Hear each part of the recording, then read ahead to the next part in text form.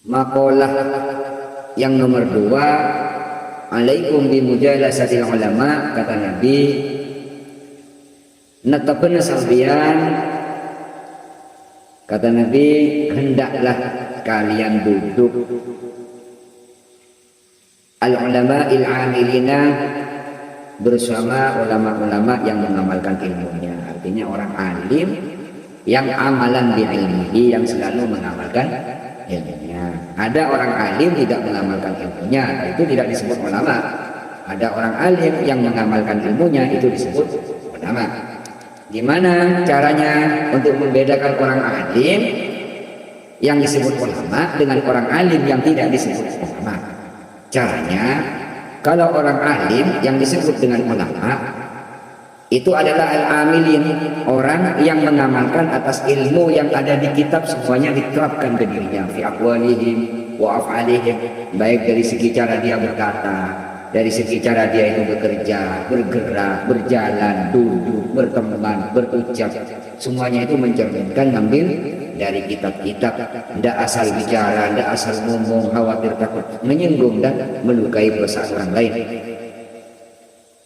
Karena menyakitkan sekali kalau orang itu sampai sakit, melalui sakitnya itu disebabkan oleh kata-kata atau mulut-mulut kita. Nah, hal seperti itu nggak bisa dibilang ulama. Karena apa? Karena mereka atau beliaunya tidak al-amilina, tidak mengamalkan ilmu yang sudah beliau dapat dari kitab.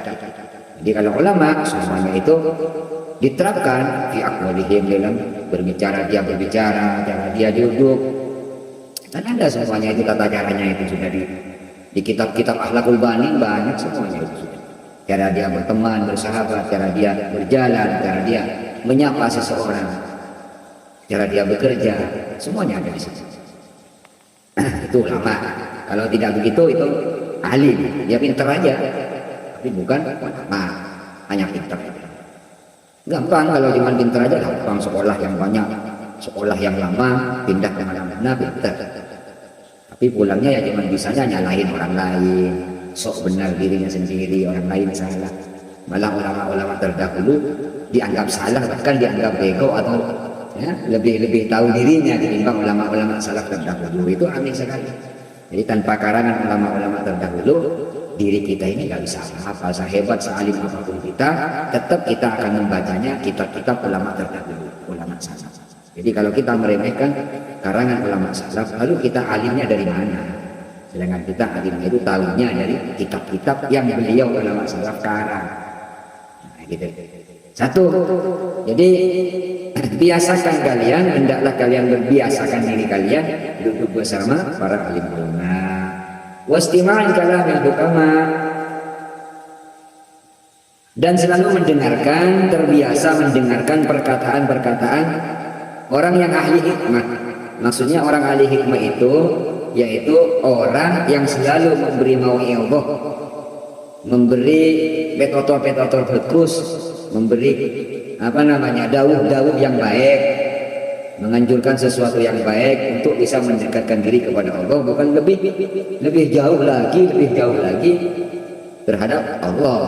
Jadi kalau hukama itu artinya orang yang ahli hikmah. Orang ahli hikmah itu selalu kata-katanya itu atau perbuatannya itu dia mengajak ada kemauan sehingga hati itu ada ghirah, ada keinginan untuk berbuat baik. Nah, jadi kalau berbareng sama satu orang ini, umpamanya anggaplah satu orang ini, kalau orang ini datang, maka kita ini yang tadinya hati kita ini liar, jadi nggak liar. Yang tadinya kita ini seakan-akan nggak terkontrol, dengan disebabkan ada seseorang yang datang tadi itu, terus kemudian jiwa kita, hati kita terkontrol dan ingin sekali mendekatkan kepada Allah, bahkan dalam hatinya, dalam pikirannya ada penyesalan. Aduh, gimana ini? Aduh, iya benar, saya ini lama sudah nggak menghadap kepada Allah, benar saya ini lama nggak megang Al-Quran, benar saya ini lama nggak pernah berbuat baik, saya ini lama nggak pernah bersedekah. Jadi ada timbul dalam hati rasa yang dianya itu tidak pernah mengerjakan dan ingin mengerjakannya. Nah, itu namanya hukama, orang-orang alim.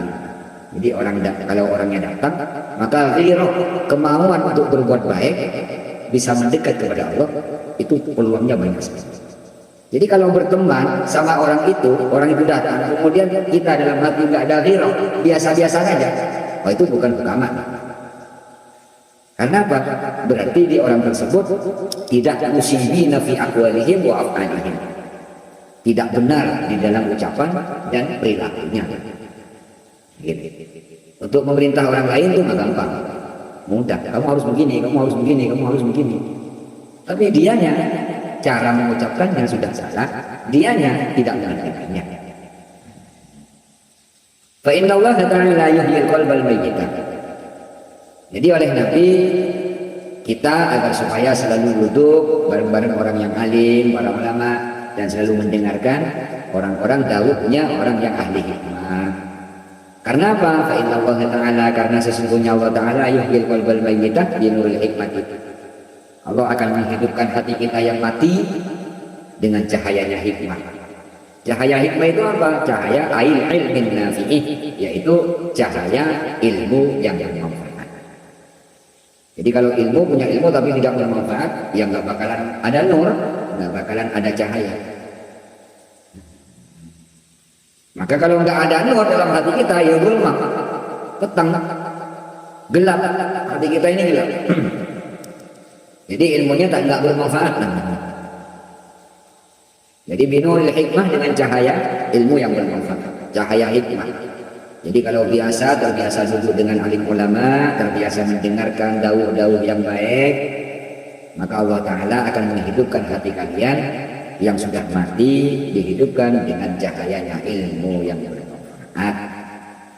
Kama yuhyil ardhal maitata bima'il matarin, sebagaimana Allah menghidupkan bumi yang sudah gersang, bumi yang sudah mati, yang tidak bisa hidup lagi tumbuhan di situ, bima'il matarin, dengan didatangkannya air hujan, sehingga bumi yang gersang tadi itu menjadi hijau kembali, menjadi tumbuh kembali, menjadi hidup lagi. Yang tadinya nggak bisa ditanamin apa-apa, dengan adanya datangnya air hujan, maka bisa ditanamin apapun, bahkan melempar gabah pun akan tumbuh, melempar apapun juga, biji anggur akan tumbuh, melempar biji semangka akan tumbuh, melempar bijinya mangga akan tumbuh, apapun yang mereka lempar maka akan tumbuh di bumi yang sudah basah dengan air hujan tersebut. Sama dengan hati kita. Jadi kalau hati kita sudah diterangi, sudah terang dengan nur hikmah, dengan cahayanya ilmu yang bermanfaat. Hikmah-hikmah itu maksudnya ilmin nafi'i. Jadi bukan hikmah-hikmah apa. Jadi yang dimaksud dengan hikmah yaitu cahayanya ilmu yang bermanfaat. Enggak harus banyak ilmu manfaat itu.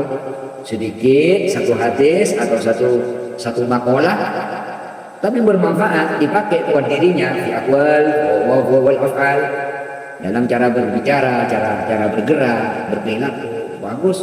Itu kama yuhyil ardhal maitata bima'il matarin. Jadi hati yang tadinya kering maka akan menjadi basah kembali, hidup kembali, sebagaimana Allah menghidupkan bumi yang mati dengan datangnya air hujan.